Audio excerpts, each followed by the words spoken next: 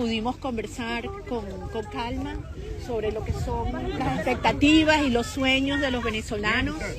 Donald Trump se reunió ayer con María Corina Machado, quien le ofreció como presente la medalla del Premio Nobel de la Paz por su papel en la situación venezolana.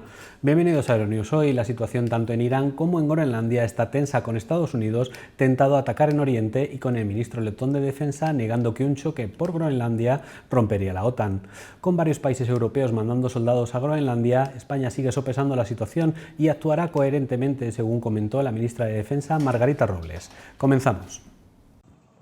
La líder de la oposición venezolana, María Corina Machado, aprovechó su visita a la Casa Blanca para entregarle su medalla del Premio Nobel de la Paz al presidente de Estados Unidos, Donald Trump. Machado viajó a Washington para discutir el futuro de su país con el líder estadounidense después de que éste cuestionara su capacidad para liderar su país tras la captura de Nicolás Maduro. El extraordinario gesto de Machado hacia Trump se produjo a pesar de que la organización responsable del galardón había avisado con anterioridad de que éste carecía de valor oficial.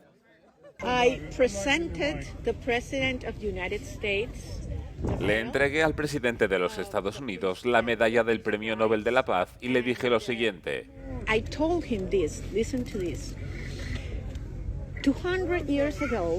Hace 200 años, el general Lafayette le dio a Simón Bolívar una medalla con la cara de George Washington en ella.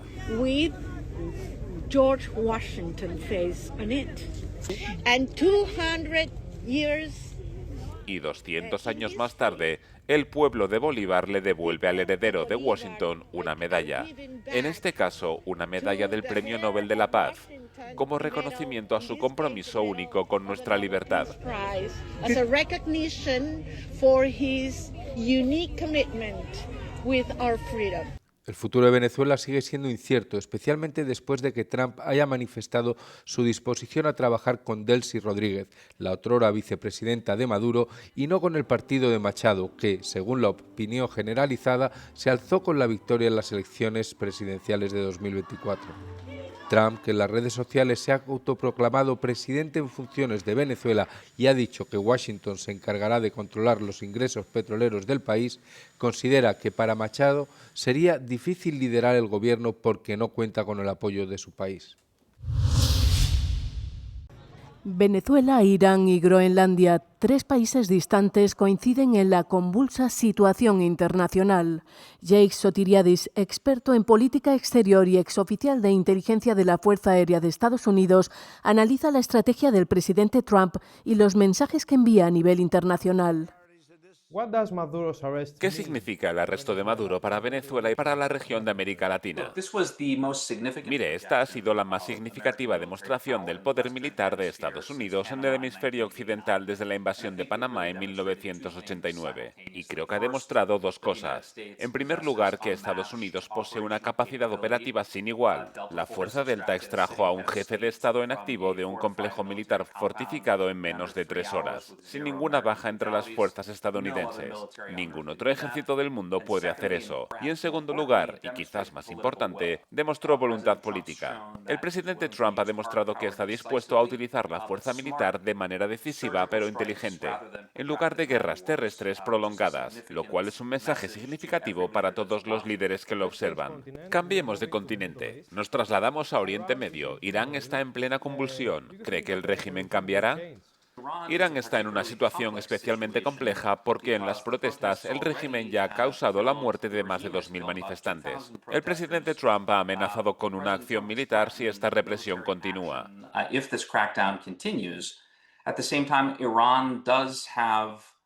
Además, Irán puede tomar represalias y atacar las bases de Estados Unidos en la región. También podrán plantearse cerrar el estrecho de Hormuz, pero por supuesto su red de representantes está muy debilitada tras las campañas militares de 2025. Así que yo diría que en este momento parece que el régimen iraní está acorralado sin muchas opciones viables. Me gustaría preguntarle sobre Groenlandia, porque se está convirtiendo en un punto geopolítico para Estados Unidos, Rusia y China en este momento. Básicamente controla el acceso al Ártico y a América del Norte. Y esa posición geográfica es estratégica para los intereses de seguridad de Estados Unidos, por lo que Estados Unidos tiene una base militar allí y la ha tenido desde la Segunda Guerra Mundial. La segunda razón son los recursos críticos. Los minerales de tierras raras que se encuentran en Groenlandia son fundamentales para todo, pasando por los vehículos eléctricos hasta el hardware militar.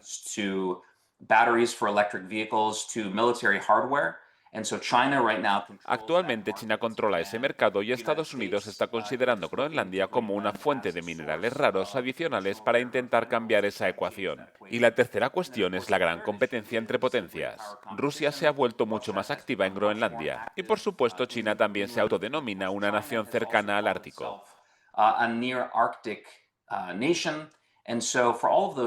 Por todas esas razones, Estados Unidos se da cuenta de que quien controle Groenlandia no solo va a controlar los recursos, sino también el acceso geográfico con fines estratégicos para sus futuros intereses estratégicos. Según fuentes oficiales, un pequeño contingente militar franco-alemán ha llegado a Nuuk, la capital de Groenlandia, en el marco de una misión de reconocimiento para la que varios países europeos han desplegado un número reducido de efectivos. El despliegue también incluye a Suecia, Noruega, Finlandia, los Países Bajos y el Reino Unido. Estonia anunció que se uniría a la maniobra próximamente. No creo que las tropas en Europa influyan en el proceso de toma de decisiones del presidente, ni tampoco que afecten en absoluto a su objetivo de adquirir Groenlandia. Todo esto se produce después de que Donald Trump subrayara que no tiene intención de renunciar a su idea de anexionarse Groenlandia. Un día después de las conversaciones mantenidas en la Casa Blanca con el vicepresidente J.D. Vance y el secretario de Estado Marco Rubio el miércoles, un alto funcionario danés afirmó que sigue existiendo un desacuerdo fundamental sobre la soberanía del territorio semiautónomo, pero que ambas partes seguirán dialogando. Mientras tanto, una delegación bipartidista del Congreso de Estados Unidos, encabezada por el senador demócrata Chris Coons y que también incluye al republicano Tom Tillis, visitará Copenhague el viernes y el sábado en un intento por mostrar la unidad entre Estados Unidos y Dinamarca. En una entrevista con Europe Today, el programa estrella de Euronews, el ministro de Defensa letón Andris Spruds intentó restar importancia a las tensiones en la Alianza Atlántica causadas por las amenazas de Estados Unidos de usar la fuerza militar para anexionarse Groenlandia.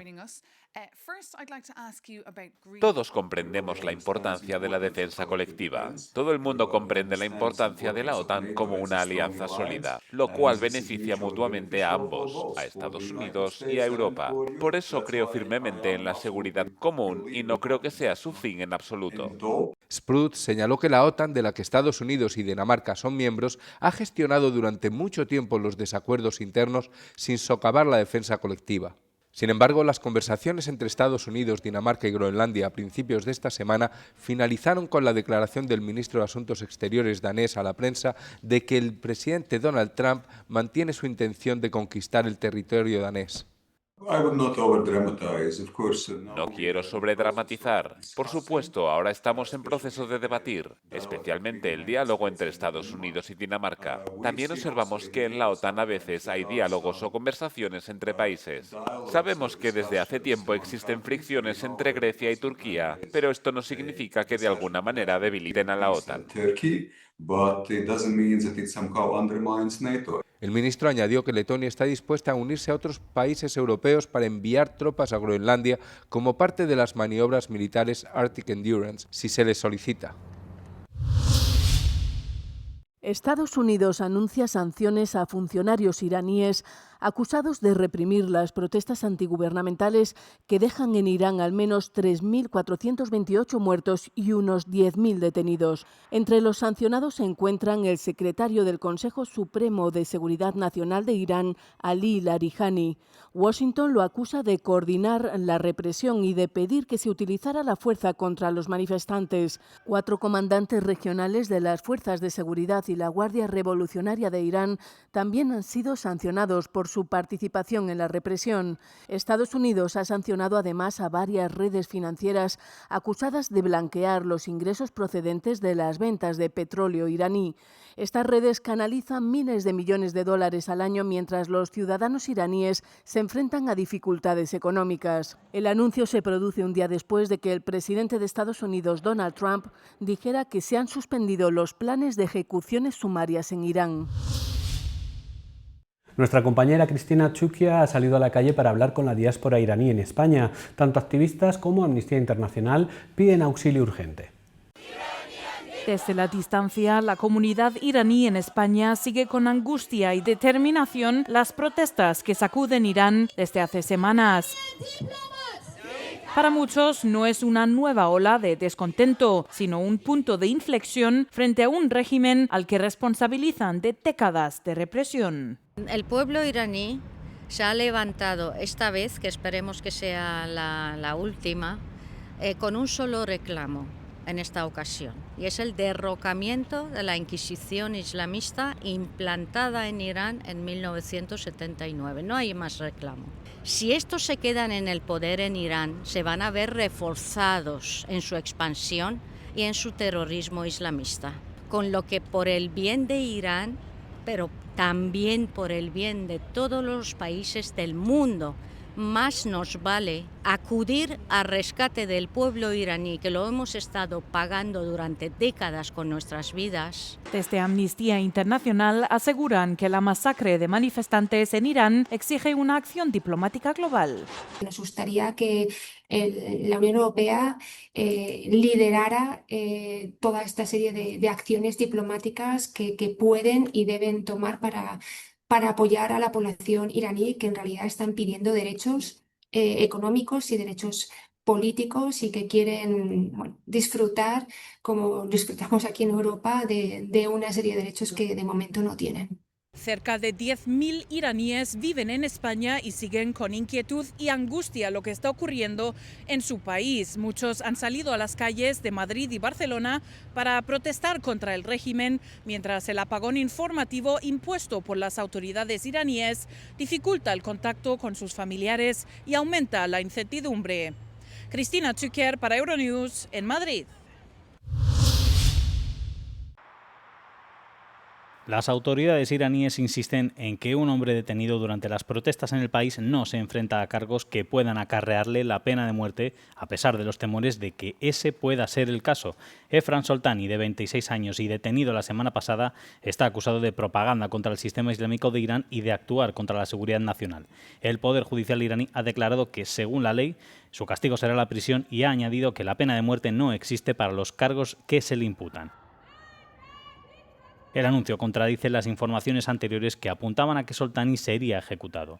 Una organización de derechos humanos había informado de que las autoridades judiciales comunicaron a la familia de Soltani 4 días después de su detención que se había dictado y confirmado una sentencia de muerte. Las autoridades también ordenaron a la familia que visitara la prisión donde se encontraba Soltani para reunirse con él, lo que suscitó la preocupación de que se tratara de una última reunión antes de la ejecución. La región contiene la respiración, esperando que prevalezcan las mentes más sensatas y que la escalada retórica no conduzca a un conflicto abierto. A principios de esta semana, Irán advirtió a Qatar y Arabia Saudí de que si es atacado, tomará represalias atacando objetivos estadounidenses en esos países. Para explicar lo que está en juego para la región, me acompaña en Euronews el profesor Mehran Kamrava, uno de los principales expertos en política de Oriente Medio. ¿Puede explicarnos los mecanismos que impulsan el actual enfrentamiento? Si los estadounidenses atacaran objetivos dentro de Irán, entonces el gobierno iraní no podría permitirse no reaccionar. No puede soportar los costes políticos a nivel nacional de parecer incapaz de contraatacar.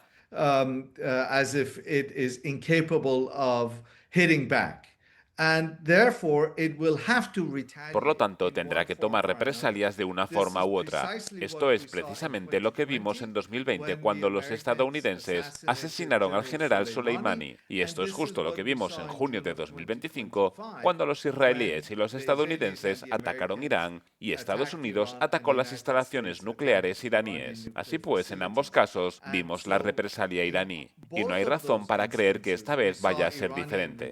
En todo caso, esta vez los iraníes querrán demostrar que pueden asestar un golpe más letal. The Iranians this time would want to certainly show that they can throw a much more lethal punch. ¿Podría explicarnos cómo cualquier error de cálculo podría tener graves consecuencias más allá de Irán y Estados Unidos, especialmente para los países que acogen fuerzas estadounidenses? En circunstancias como esta, la retórica tiende a cobrar vida propia y se vuelve extremadamente difícil para los actores políticos moderarla. Creo que lo que se necesita es una evaluación sobria de las consecuencias del día después.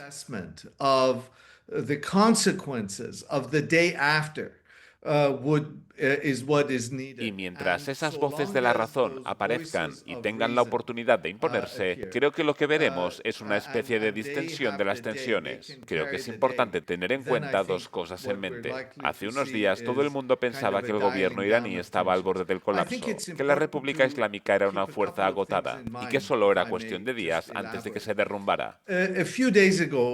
Everybody thought that the Iranian government was on the verge of collapse, that the Islamic Republic was a spent force, and it was only a matter of days before it tips over. And now what we see is that ahora vemos que una vez más nos precipitamos al escribir el obituario de la República Islámica. Y volviendo a la situación dentro de la propia Irán, ¿cuál es su valoración de lo que ocurre sobre el terreno en este momento en medio de protestas generalizadas y una fuerte respuesta de las fuerzas de seguridad?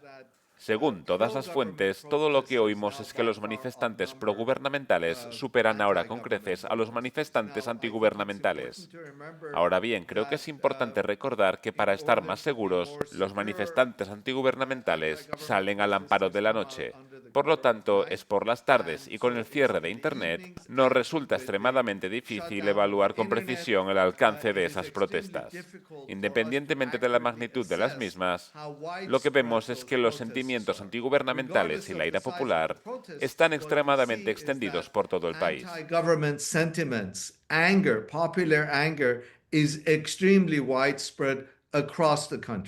Por ahora, los estados del Golfo observan de cerca la situación y piden moderación tanto a Washington como a Teherán.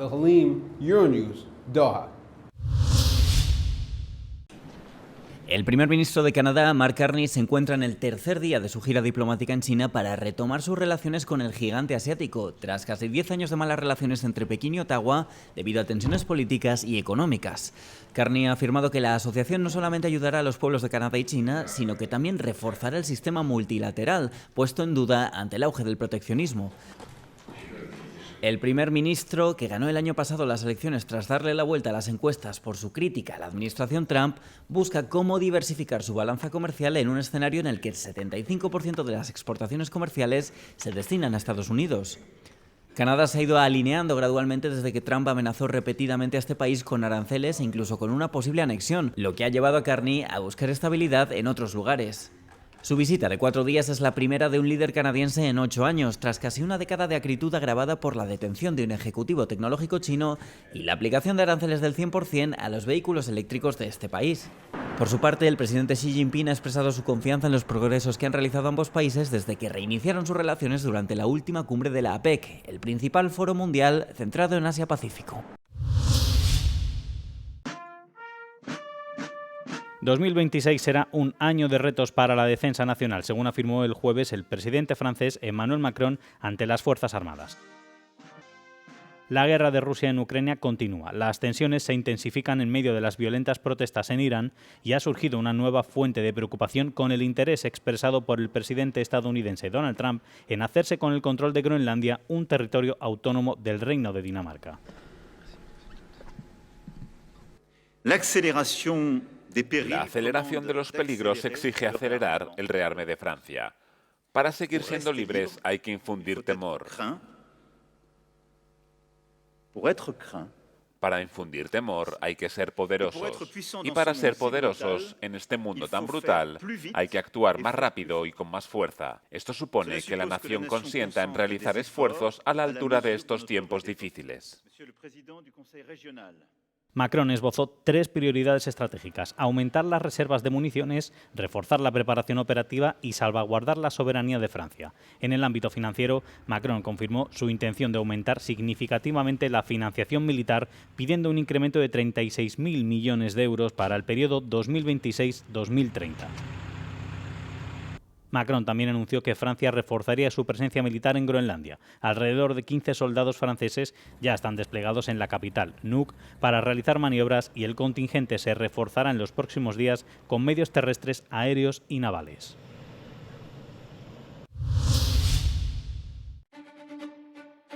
El ejército polaco anima a alistarse con su programa Hazte Soldado. De esta forma comienza la primera sesión del servicio militar básico voluntario. Tras presentar la solicitud, los candidatos se someterán a pruebas para determinar si son física y mentalmente aptos para el servicio militar. La etapa final del procedimiento será la expedición de un certificado de aptitud para el servicio y una decisión administrativa sobre la formación militar. Este servicio militar básico voluntario consta de 2 etapas. La primera etapa es el entrenamiento básico. Los voluntarios adquieren conocimientos en el campo de las maniobras, las normas militares, el manejo de armas y las habilidades básicas de soldados. El entrenamiento básico termina con un solemne juramento militar que les permite comenzar su carrera en el ejército polaco.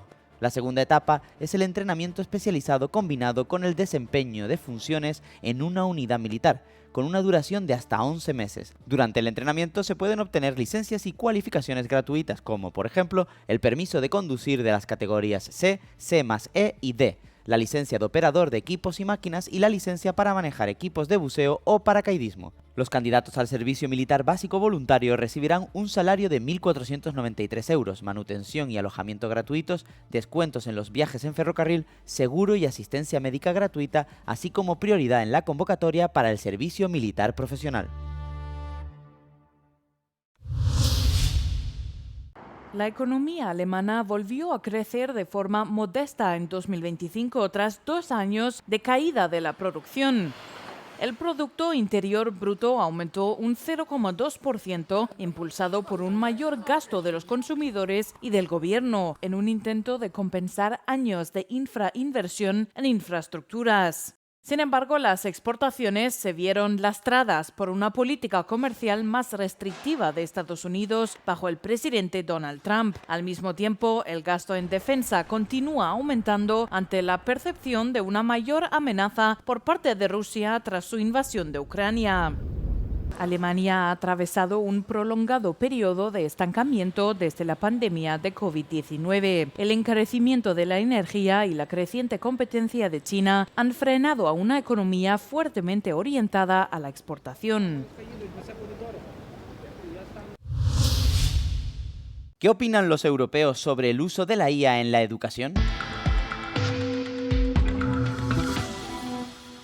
Más de la mitad de los encuestados de la UE cree que la IA puede aportar beneficios y riesgos a la enseñanza y al aprendizaje y que la comunidad educativa debería evaluar y explorar ambos aspectos. El apoyo es mayor entre los encuestados finlandeses y estonios.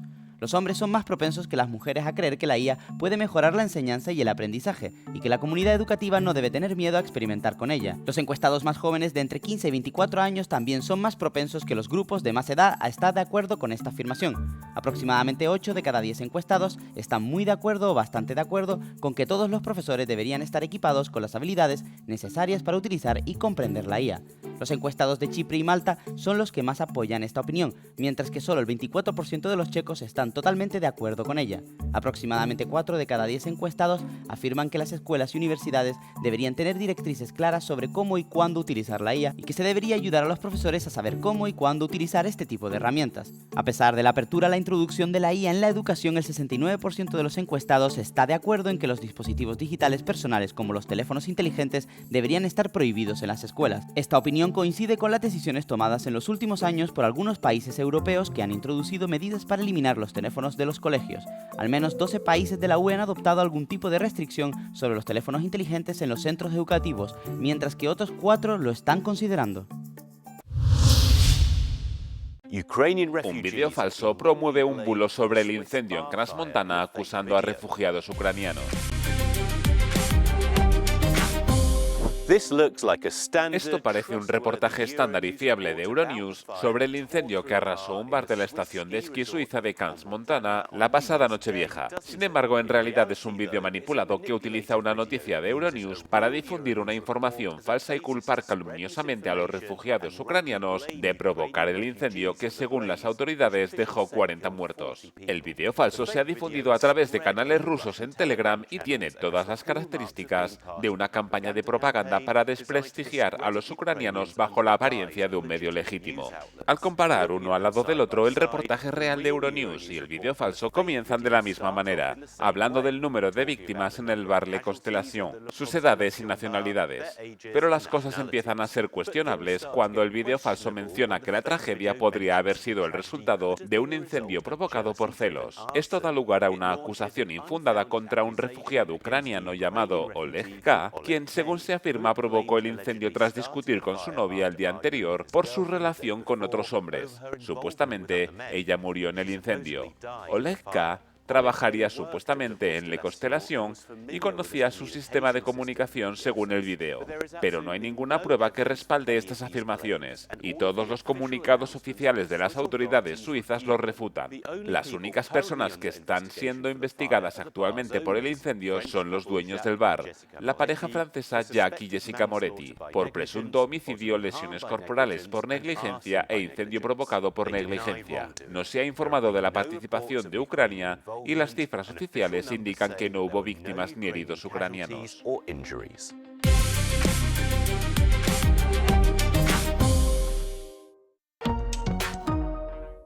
Y hasta aquí las noticias de hoy. Pueden mantenerse informados desde nuestras redes sociales y página web, donde podrán leer contenido específico como la respuesta de Julio Iglesias ante las acusaciones de acoso sexual, si se puede regalar o no un premio Nobel, como ha hecho María Corina Machado, o cómo Polonia ha lanzado un servicio militar voluntario, así como que España mantiene el liderazgo mundial de trasplante de órganos, aunque eso sí, ha bajado ligeramente frente al récord histórico del año pasado.